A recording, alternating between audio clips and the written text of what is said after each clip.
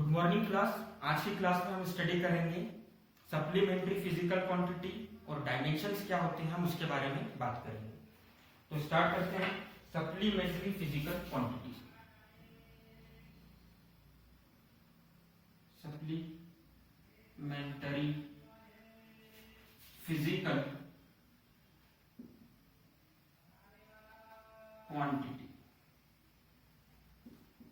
तो supplementary physical quantity में हमने दो चीजें देखी थी, एक प्लेन एंगल और एक क्या देखा था,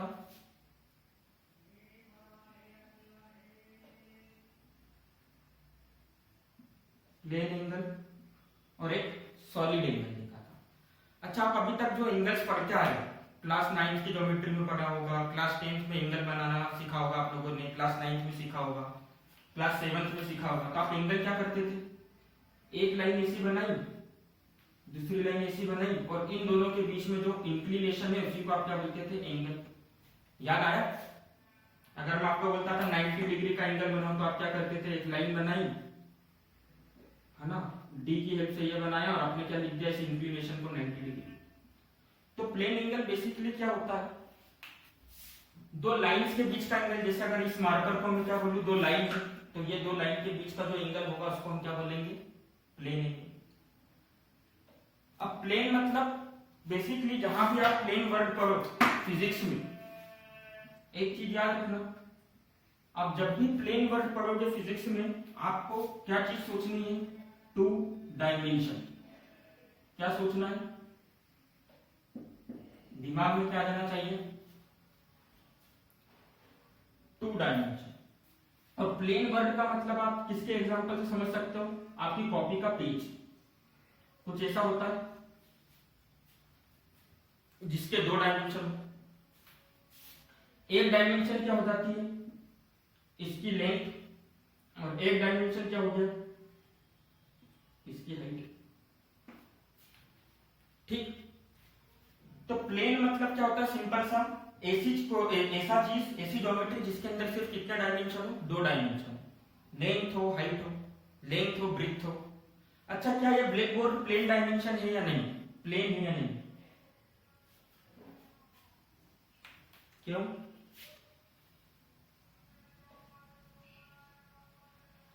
कौन कौन से तीन डायमेंशन है, एक तो ये हो गया लेंथ, एक ये हो गई ब्रेड्थ, और ये जो है इसकी जो कोर को आप बोल रहे हो वो होती है थिकनेस, मतलब इसके तीन डायमेंशन। पर इसी के अपोजिटली अगर मैं आपसे पूछूं, ये पीस ऑफ पेपर जिसकी थिकनेस बिल्कुल नेग्लिजिबल है, मतलब आपको थिकनेस कंसीडर नहीं करनी, तो बताओ इसके कितने डायमेंशन होंगे, एक लेंथ और एक हाइट। मतलब ये कैसी चीज है, टू डायमेंशनल ऑब्जेक्ट है ना, इसी को हम क्या बोलते हैं, प्लेन। तो बेसिकली प्लेन का मतलब क्या है, टू डायमेंशन वाली चीज। इतना समझ गए है ना। तो प्लेन एंगल का एक और मतलब क्या होगा, दो प्लेन के बीच का एंगल। प्लेन एंगल का एक और मतलब क्या होगा, दो प्लेन के बीच का एंगल। जैसे ये पेपर है तो देखो दो प्लेन कौन कौन से हो जाएंगे, एक तो ये हॉरिजॉन्टल वाला प्लेन, इसमें भी दो डायमेंशन है, और एक ये इंक्लाइन वाला प्लेन, और इन दोनों के बीच का ये वाला एंगल, इसको भी हम क्या बोलेंगे, प्लेन एंगल। समझ रहे हो? तो ये देखो इन दोनों के बीच का जो ये वाला एंगल है उसको भी हम क्या बोलेंगे, प्लेन एंगल। क्लियर है सबको? कोई डाउट है इसके अंदर?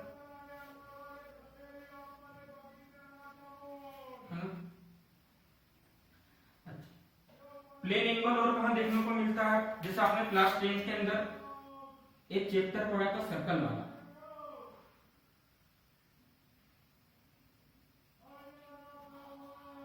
अब बताओ सर्कल के अंदर प्लेन एंगल बनता है या नहीं बनता है? सर्कल कैसा फिगर है पहले तो ये बताओ, टू डायमेंशनल है या थ्री डायमेंशनल है? टू डायमेंशनल है क्यों? क्योंकि आप इसको पेपर पे बनाते हो है ना, इसके सिर्फ दो डायमेंशन होते हैं, एक इस डायरेक्शन में डायमीटर होता है, एक इस डायरेक्शन में डायमीटर होता है। अच्छा, अगर मैं आपको बोलूं सर्कल के अंदर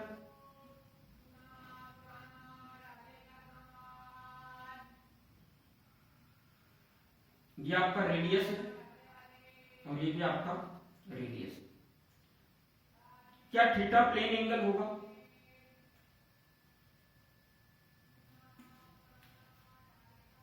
है ना। अभी मैंने बताया था दो स्ट्रेट लाइन हो या दो प्लेन सरफेस हो, उनके बीच का जो एंगल होगा उसको हम क्या बोलेंगे, प्लेन एंगल। ठीक, प्लेन एंगल को रिप्रेजेंट हम किससे करेंगे, थीटा से। और उसको लिखने का, उसको पता लगाने का फॉर्मूला क्या होगा, थीटा होगा length of arc divided by radius. क्या फॉर्मूला होगा, length of arc divided by radius ना। क्लास 10th में भी यूज करा था। लेंथ ऑफ आर्क मतलब ये वाली लेंथ ए बी, और रेडियस का मतलब क्या हो गया, ये सर्कल जहां पर ये सेंटर पर क्या बना रहा है, एंगल बना रहा है। यूनिट क्या हो जाएगी, देखो हम एसआई यूनिट का सिस्टम यूज करते हैं। यूनिट क्या हो जाएगी इसकी, तो एंगल की यूनिट क्या होती है, रेडियन। क्या होती है, एसआई यूनिट क्या होती है एंगल की, रेडियन। सर हमने तो अभी तक डिग्री पढ़ा था, डिग्री पढ़ा था ना आपने, 45 डिग्री 60 डिग्री रेडियन पढ़ा था क्या, है ना, नहीं। तो बेसिकली एंगल की एसआई यूनिट क्या होती है, रेडियन। और रेडियन और डिग्री में कन्वर्जन होता है, जो कि आप मैथ्स में पढ़ोगे। रेडियन और डिग्री में क्या होता है, कन्वर्जन।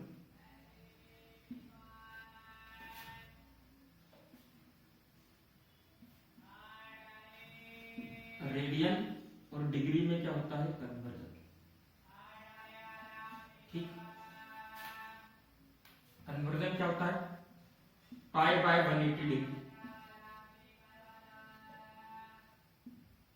जैसे कोई भी एंगल है 90 डिग्री, अगर उसको रेडियन के फॉर्म में लिखना है तो क्या कर दो, उस एंगल के अंदर किसका मल्टीप्लाई कर दो, पाई बाय 180। 90 डिग्री का एंगल था, उसको ऐसा यूनिट मतलब रेडियन के फॉर्म में लिखना है तो किसका मल्टीप्लाई कर दो, पाई बाय 180। ठीक है, तो ये तो मैंने आपकी इंफॉर्मेशन के लिए बता दिया। अब रेडियन क्या होता है, रेडियन की डेफिनेशन कैसे लिखोगे। 1 रेडियन का मतलब क्या होगा, तो लिखो 1 रेडियन का मतलब क्या होगा, 1 रेडियन। देखो बड़ी सिंपल सी बात है, 1 रेडियन कब मिलेगा, जब लेंथ ऑफ आर्क और रेडियस, देखो थीटा की यूनिट है रेडियन, तो 1 रेडियन के लिए मतलब ये वाले फॉर्मूले की वैल्यू क्या आनी चाहिए, 1 आनी चाहिए। 1 रेडियन का मतलब इस वाले फॉर्मूले की वैल्यू 1 आनी चाहिए। मतलब न्यूमरेटर में डिनोमिनेटर में रेडियस है और न्यूमरेटर में लेंथ ऑफ आर्क है, तो रेडियस ऑफ सर्कल तो चेंज नहीं हो सकता। चेंज क्या हो सकता है, क्या चीज चेंज हो सकती है, एक बार सर्कल बन गया उसके बाद उसका रेडियस तो चेंज होगा नहीं। चेंज क्या होगा, लेंथ ऑफ आर्क, है ना। तो लेंथ ऑफ आर्क किसके इक्वल होना चाहिए कि ये पूरी वैल्यू 1 मिल जाए,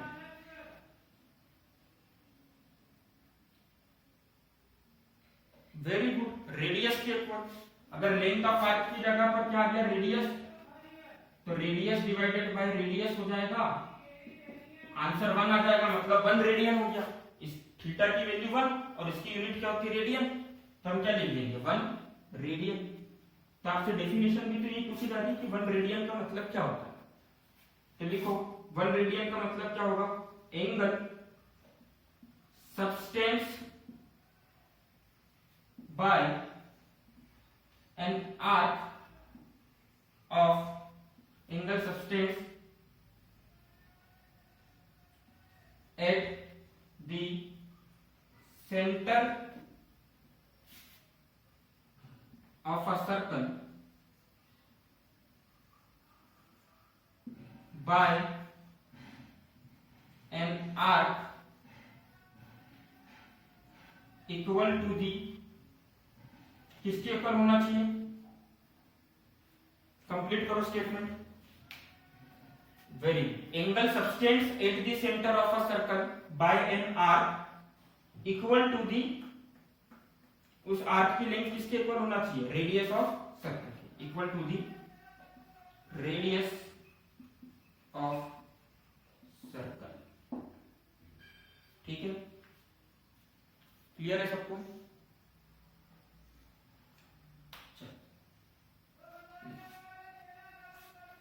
लिख लो प्लेन एंगल,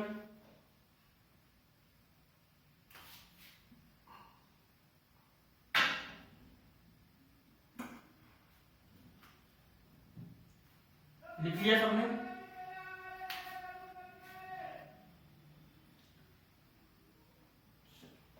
अब हम बात करेंगे किसकी, सॉलिड एंगल की।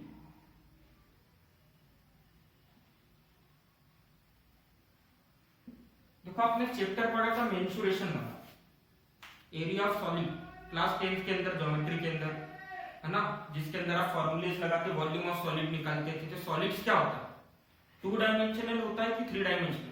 3 डायमेंशनल। वेरी गुड, 3 डायमेंशनल होता है। तो इस बार एंगल किस में बनेगा, 3 डायमेंशनल चीज में बनेगा। मतलब बोर्ड पे देखो 3 डायमेंशनल चीज में बताऊंगा भी तो वो कैसी दिखेगी, 2 डायमेंशन की जैसी।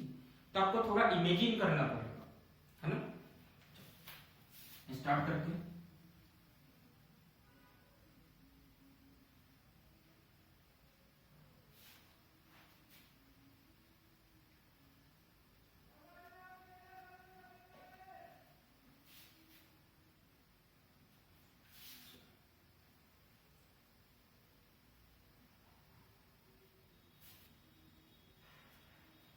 सॉलिड एंगल के ऊपर आ, देखो मान लो आपके पास में क्या है, फुटबॉल।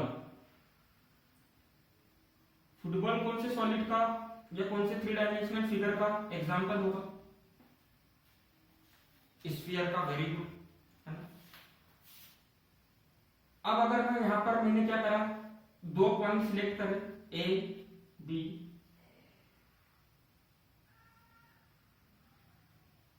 देखो अगर ये मेरा स्फीयर,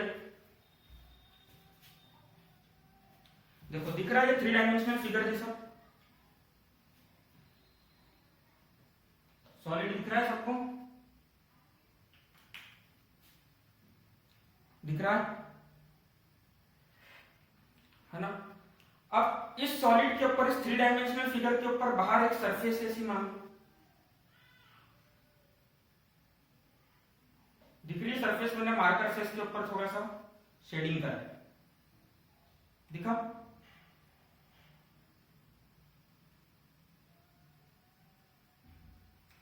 इस सरफेस के ऊपर कितने पॉइंट होंगे, 4 पॉइंट होंगे सरफेस के, ए बी सी डी। देखो ये क्या है, एक स्फीयर है, ठीक। अब इस स्फीयर के ऊपर हमने क्या कंसीडर करी, एक सरफेस जिसके 4 पॉइंट्स है, A B C D. Clear है, सबको विजिबल है ना। तो ये चारों पॉइंट मिलकर सेंटर पे जो एंगल बना रहे होंगे, ये चारों पॉइंट मिलकर इस स्फीयर के सेंटर पे जो एंगल बना रहे होंगे, उसको हम कौन सा एंगल बोलेंगे, उसको हम कौन सा एंगल बोलेंगे, सॉलिड एंगल। समझ गए सब। तो अगर ये स्फीयर है तो यहाँ पर क्या बन रही होगी, सरफेस बन रही होगी। मतलब ए बी, बी के साथ में क्या होगा, सी पीछे, और ए के साथ में पीछे क्या होगा, इधर की तरफ डी। ऐसा एक सरफेस बन रहा होगा, और ये सरफेस मिलकर क्या कर रहा है, सेंटर पे एक एंगल बना रहा है। इस एंगल को हम क्या बोलेंगे, सॉलिड एंगल। रिप्रेजेंट किससे करेंगे इसको हम, इस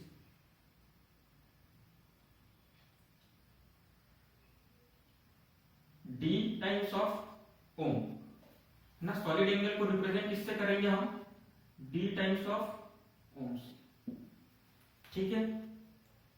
तो देखो वहां पर जब प्लेन एंगल होता था तो एंगल फाइंड करने का फॉर्मूला क्या होता था, length of arc upon radius. यहां पर एंगल हम लेंथ से फाइंड नहीं कर रहे, यहां पर एंगल हम किससे फाइंड कर रहे हैं, एरिया की हेल्प से। देखो एबीसीडी का कुछ एरिया बन रहा होगा, सरफेस का कुछ एरिया आ रहा होगा, दिख रही है ना सरफेस, जल्दी बताओ, एरिया आ रहा होगा। तो इस सरफेस का कुछ एरिया होगा, तो उसको हम क्या लिखेंगे, डी ए, इस सरफेस का area, divided by r square. R मतलब किसका रेडियस, रेडियस ऑफ स्फीयर। ये किसके इक्वल होगा, आपके सॉलिड एंगल, ठीक। तो जैसे प्लेन एंगल क्या था, length of arc upon radius, solid angle क्या हो जाएगा, area of surface upon square of radius. देखो प्लेन एंगल क्या था, length of arc upon radius, solid angle क्या हो जाएगा, area of surface on solid to the square of radius, है ना। रेशो क्या हो जाएगा, solid angle is defined as the ratio of area of surface, ठीक है, to the square of radius. और कौन सी सरफेस का एरिया, जो कि सॉलिड के ऊपर प्रेजेंट है। दिख रहा है सबको, समझ गए सब। इसकी यूनिट को हम क्या बोलते हैं, स्टेरेडियन। क्या बोलते हैं, है ना, इसको हम क्या बोलते हैं, स्टेरेडियन। अब 1 स्टेरेडियन का मतलब क्या होगा, कौन बताएगा मुझको।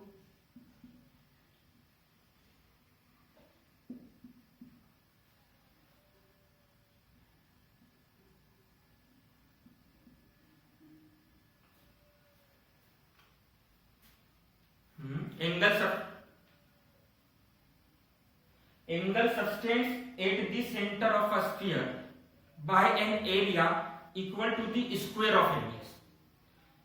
वो एंगल जो कि कहां पर बनेगा, स्फीयर के सेंटर पर। किससे बनेगा, एक ऐसे सरफेस से जिसका एरिया किसके इक्वल है, रेडियस के स्क्वायर के इक्वल है ना। अगर डीए किसके इक्वल होगा, रेडियस के स्क्वायर के इक्वल, तभी तो क्या होगा, r square divided by r square, और हमारा आंसर आ जाएगा। समझ गए सब।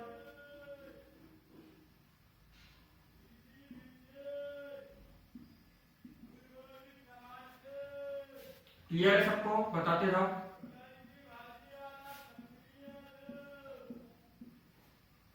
Okay, angle subtends at the centre of a sphere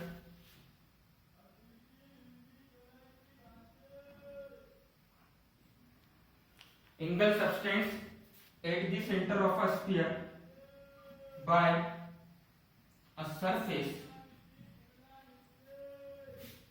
of area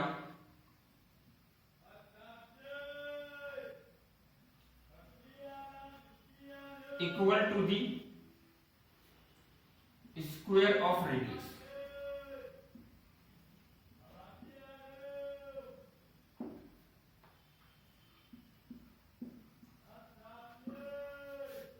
सबको समझ में आ गया।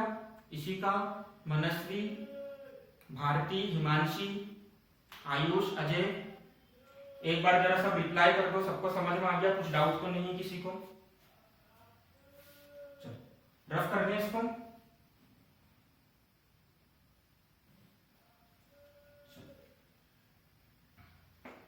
तो ये हमारा फिजिकल क्वांटिटीज का बेसिक हो गया है।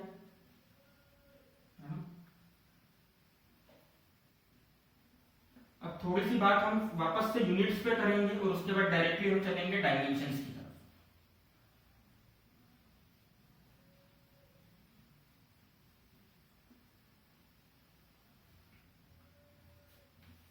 देखो यूनिट्स का मैंने आपको क्या बताया था,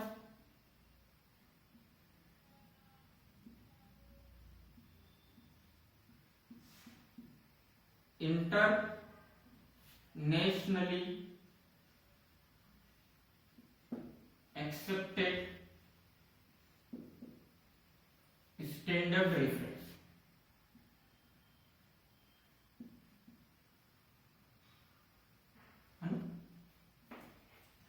अब जब पहले ही इंटरनेशनली एक्सेप्टेड रेफरेंस नहीं था तो क्या था, कम्युनिकेशन में दिक्कत होती थी। किसी को लेंथ की यूनिट किलोमीटर पता थी, किसी को लेंथ की यूनिट मीटर पता थी, किसी को लेंथ की यूनिट गज पता थी, है ना। कम्युनिकेशन की दिक्कत होती थी। तो शुरू शुरू में जब अर्लियर डेज में जब मॉडिफिकेशन चल रहा था तो बहुत सारे सिस्टम बने। सबसे पहला सिस्टम बना सीजीएस। कौन सा सिस्टम बना, सीजीएस। सीजीएस सिस्टम में क्या कहा गया कि आप लेंथ को मेजर करो सेंटीमीटर में, मास को मेजर करो ग्राम में, और टाइम को मेजर करो किसमें, सेकेंड्स। फिर इसके बाद नया सिस्टम बना सीजीएस सिस्टम में दिक्कत आने लगी है। मान लो यहां से लेकर अपन को डिस्टेंस नापनी है अमेरिका तक की, तो क्या सेंटीमीटर में नापते रहो, या यहां से लेकर सन तक की डिस्टेंस नापनी तो बहुत बड़ा फिगर होने लगेगा। तो इसको सुधार के बनाया गया क्या, एमकेएस सिस्टम। जिसमें क्या कहा गया कि लेंथ को नापेंगे हम किसमें, मीटर में, मास को नापेंगे हम किसमें, और टाइम को नापेंगे किसमें, ठीक। अब एमके सिस्टम जब नया नया बना था, तो देखो फिजिक्स में या केमिस्ट्री में आप कहीं भी देखो, जब नया नया रूल आता है या नया नया लॉ आता है तो सब लोग उसके ऊपर रिसर्च करते हैं। तो उससे क्या होता है, कुछ अच्छे पॉइंट्स निकल कर आते हैं, कुछ इंप्रूवमेंट निकल कर आता है। तो इस सिस्टम में भी कुछ इंप्रूवमेंट निकल कर आया और बाद में इसको इम्प्रोवाइज कर बनाया गया एसआई यूनिट सिस्टम। मतलब जो हमारा एसआई यूनिट का जो सिस्टम है वो एमकेएस से ही बना मिलकर, ठीक है। इंप्रूव एमकेएस को हमने इंप्रूव करा और क्या बना एसआई यूनिट, ठीक। तो इसमें भी हम क्या करते हैं, लेंथ को मेजर करेंगे मीटर में, मास को मेजर करेंगे किलोग्राम में, और टाइम को मेजर करेंगे सेकेंड में। एसआई का जो फुल फॉर्म होता है वो लिख लो, काम आएगा, सिस्टम इंटरनेशनल,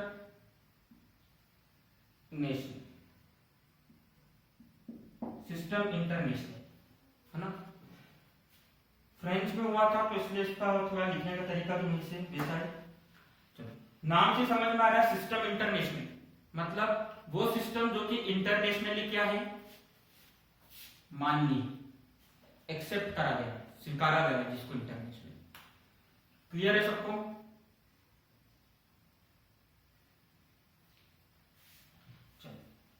अब हम आते हैं डायमेंशंस के ऊपर। तो कल मैंने आपको बेसिक फंडामेंटल फिजिकल क्वांटिटीज बताई थी। कितनी फंडामेंटल फिजिकल क्वांटिटी बताई थी बेसिक्स में? 7। और मैंने आपको बोला था कि आपको याद करना है और उनके सिंबल्स को याद करना है, उनकी यूनिट्स को याद करना है। बोला था आपको मैंने, किस किसने कर रखा है? जिसने करा होगा उसको डायमेंशन समझने में कुछ भी दिक्कत नहीं होगा, पर जिसने नहीं करा उसको एकदम से ऐसा लगेगा कि कुछ नई चीज आ गई, है ना। तो अब हम स्टार्ट करते हैं डायमेंशंस। पहले थोड़ा समझ लेते हैं डायमेंशंस, फिर बाद में डेफिनेशन भी लिखेंगे। पहले कुछ क्वेश्चंस करेंगे, लास्ट में डेफिनेशन वाला क्वेश्चन, ठीक। तो जो कल अपसेट थे तो उनके लिए हम थोड़ा सा लिख देते हैं। सबसे पहला फंडामेंटल क्वांटिटी हमने पढ़ा था मास, जिसका सिंबल क्या होगा, एम।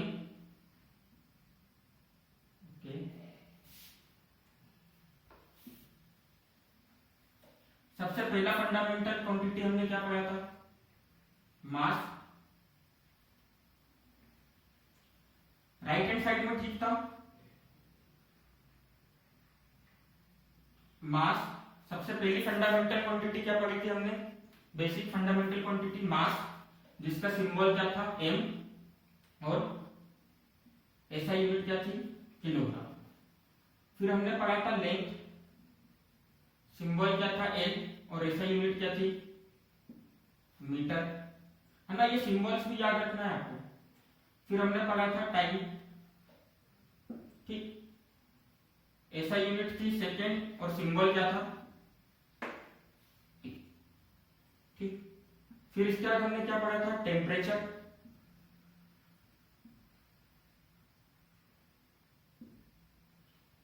सिंबल था के यूज कर सकते हैं या थीटा यूज कर सकते हैं, क्वेश्चन के ऊपर डिपेंड करेगा।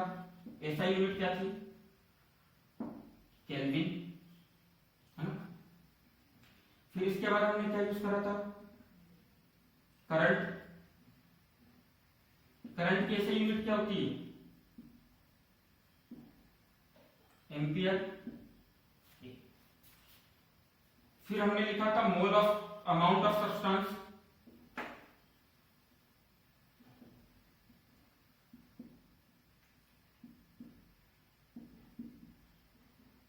जिसकी हमने एसआई यूनिट बताई थी मोल, और लिखेंगे जैसे सिंबल क्या होगा, एमओई, है ना। तो ये सिंबल्स आपको याद करके रखना है। ल्यूमिनस इंटेंसिटी लास्ट, इसका डायमेंशन वाले क्वेश्चन मिलने के चांसेस बहुत कम है ना। एसआई यूनिट क्या थी, कैंडेला, सी। तो देखो डायमेंशन करते समय शुरू की 3 के तो आपको याद होना ही चाहिए सारी चीज, ठीक। क्योंकि मोस्टली क्वेश्चन में ये यूज होगा। जहां अच्छे क्वेश्चन होंगे वहां पर इन तीनों में से कोई सी यूज होगी, इसके आने के चांसेस बहुत कम होंगे। क्लियर है सबको, है ना? इसको लिख लिया।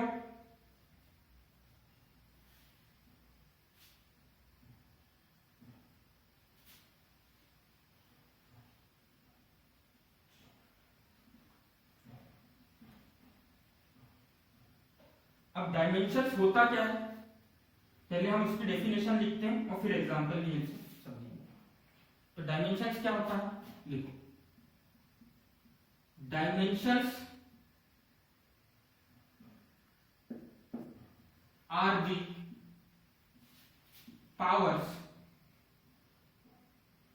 dimensions are the powers to which fundamental quantities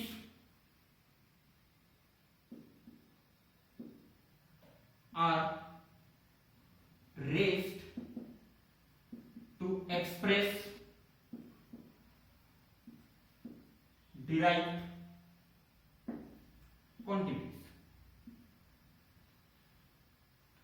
definition से क्या समझे, डायमेंशंस क्या होता है, पावर होती है। किसकी पावर होगी डायमेंशंस, रिपीट करो मेरे साथ, किसकी पावर होगी डायमेंशंस, फंडामेंटल क्वांटिटीज की। किस काम में यूज आएगा पावर, ताकि हम किसको रिप्रेजेंट कर सके, किसको एक्सप्रेस कर सके, डिराइव्ड क्वांटिटीज। चलो सबसे पहला क्वेश्चन लेते हैं, एरिया। रेक्टेंगल का एरिया क्या होता है, लेंथ इंटू ब्रेथ। अब मैंने कल ही बताया था लेंथ भी क्या होता है, लेंथ तो लेंथ है, मतलब इसकी ऐसा यूनिट क्या होगी, मीटर।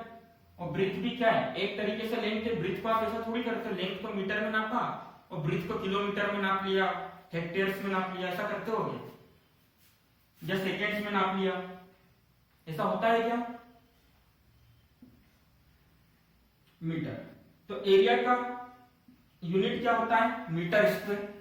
ठीक, अब मीटर किसकी ऐसा यूनिट होती है, थोड़ी देर पहले लिखा था यहां पर, किसकी ऐसा यूनिट, मीटर किसकी ऐसा यूनिट होती है, लेंथ की। लेंथ का सिंबल क्या होता है, एल, है ना? तो डायमेंशन फॉर्मूला क्या हो जाएगा इसका, लिखो, डायमेंशन फॉर्मूला। डायमेंशन फॉर्मूला क्या हो जाएगा, एरिया की यूनिट होती है मीटर स्क्वायर, मीटर मतलब लेंथ, तो हम क्या लिखेंगे, एल। ठीक, मीटर की पावर में क्या आ रहा है, 2, मतलब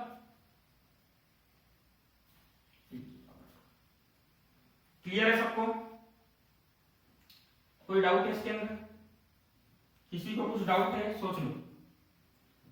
पावर में 2 क्यों लगाया, सिंपल सा, ऐसा आप डायरेक्टली यहां से भी कर सकते थे। लेंथ का मतलब एल, सिंबल एल, ब्रेथ भी लेंथ होती है, मतलब सिंबल क्या हो गया, एल। एल इंटू एल कितना हो जाएगा, एल की पावर। क्लियर है? अब देखो डायमेंशन किसी भी फॉर्मूले को लिखने का तरीका होता है, तो डायमेंशन फॉर्मूले को भी लिखने का तरीका होता है कि जनरली हम एक्सप्रेस करते हैं डायमेंशन फॉर्मूले को एम, एल और टी के फॉर्म में। किसके फॉर्म में एक्सप्रेस करते हैं,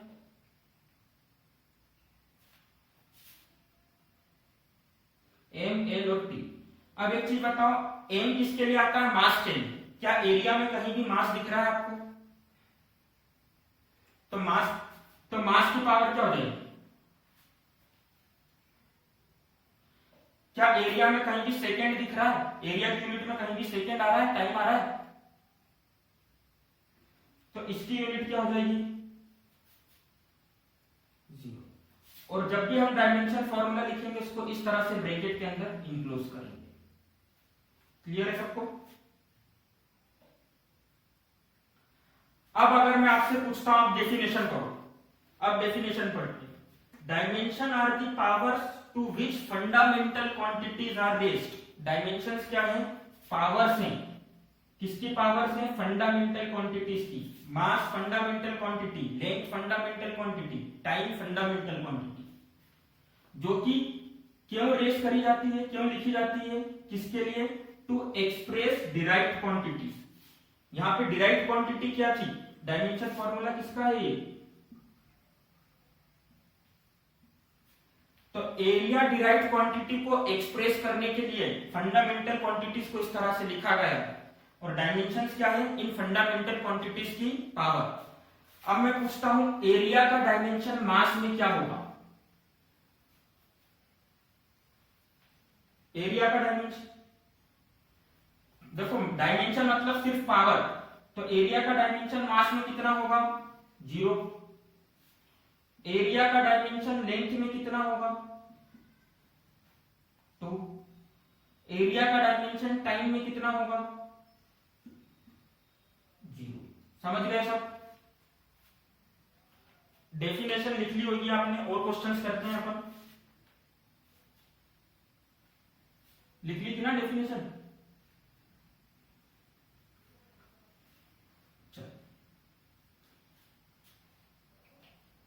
वॉल्यूम करके बताओ।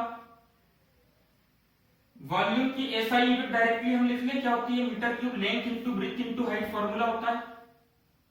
Length into breadth into height formula होता है, मतलब यूनिट होती है मीटर क्यूब। अब मीटर क्यूब होती है तो वॉल्यूम का डायमेंशन फॉर्मूला क्या हो जाएगा? कौन बताएगा? भारती, क्या होगा? MLT। लेंथ किस, मीटर क्यूब किसकी, मीटर किसकी एसआई यूनिट है? क्या मीटर मास की एसआई यूनिट है? नहीं। क्या मीटर लेंथ की एसआई यूनिट है? मीटर किसकी एसआई यूनिट है? लेंथ की। तो लेंथ की एसआई यूनिट है, और यहां पर क्या लिखा हुआ है? 3, तो एल के ऊपर क्या लिख दिया हमने? 3। क्या वॉल्यूम में कहीं भी मास या टाइम आ रहा है? नहीं आ रहा, तो इनकी पावर में क्या चला जाएगा? 0। ठीक।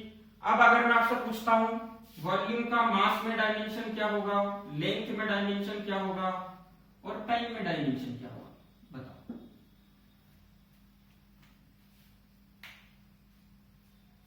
लेंथ में 2, लेंथ में 3, है ना? चलो अब क्वेश्चंस करते जाते हैं अपन 1 बाय 1। इसके आज का हमारा लेक्चर इसी के ऊपर बेस्ड होगा, और ये टॉपिक बहुत इंपॉर्टेंट है आपके एग्जाम में। यहां से क्वेश्चंस आएंगे 4 से 5 नंबर